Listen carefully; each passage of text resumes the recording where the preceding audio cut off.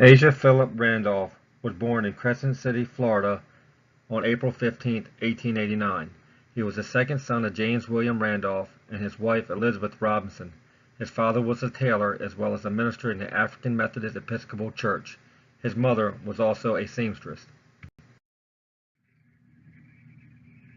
Randolph moved to the Harlem district of New York City in 1911.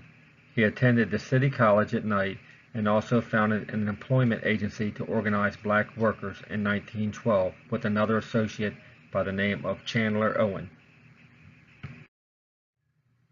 Lucille Campbell Green was born on April 15, 1883 in Christiansburg, Virginia.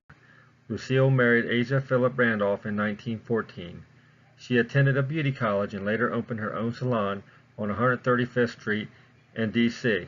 Both of them shared their passion for socialism.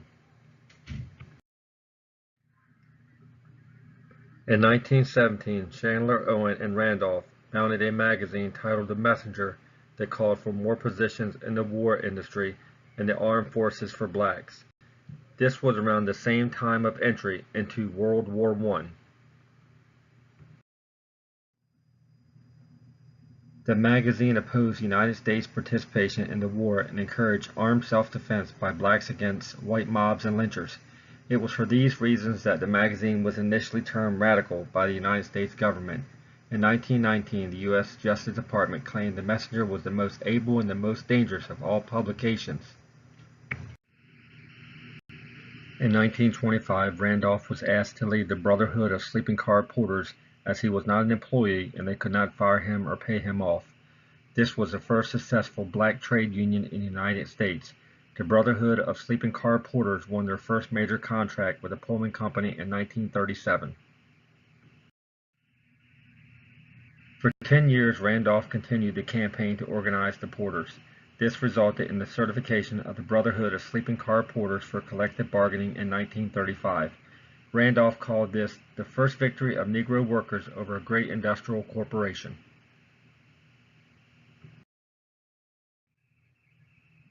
In December 1940, Randolph was still concerned about discrimination in the United States for black employment and federal jobs.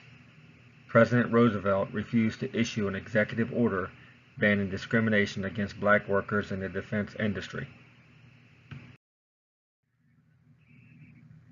In 1941, in a speech, he warned President Roosevelt he would lead 10,000 loyal Negro American citizens in a protest march on Washington, D.C.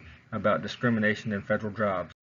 This grew so fast that he later changed it to 100,000 marchers to converge on the Capitol. On June 25, 1941, 6 days before the march was to occur, President Roosevelt issued an executive order declaring, "There should be no discrimination in the employment of workers in defense industries or government because of race, creed, color, or natural origin." After the Selective Service Act of 1947, Randolph demanded the government integrate the armed forces.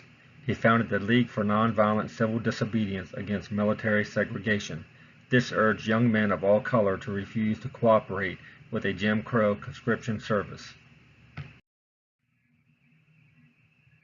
Threatened with civil disobedience and needing the black vote for President Harry S. Truman's re-election campaign, he signed Executive Order 9981 banning segregation in the armed forces. This was signed on July 26, 1948.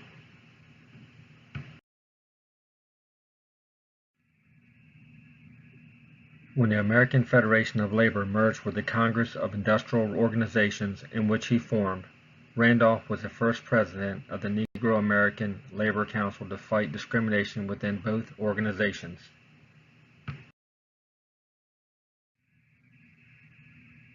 Randolph was the director of the March on Washington, D.C. for Jobs and Freedom, which organized over 200,000 persons on the Capitol on August 28, 1963.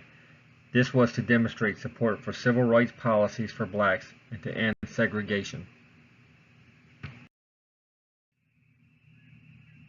Randolph was in a sense the true father of the civil rights movement in the United States during this era. The movement recognized his role by naming him the chair of the 1963 March on Washington, D.C.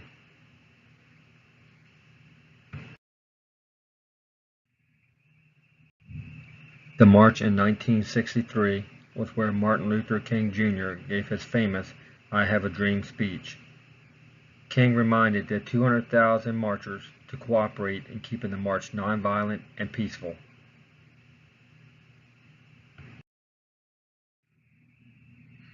In 1942, Randolph was awarded the National Association for the Advancement of Colored People, the Spingarn Medal. The Spingarn Medal is the highest honor given annually to an individual of African descent and American citizenship for a human endeavor.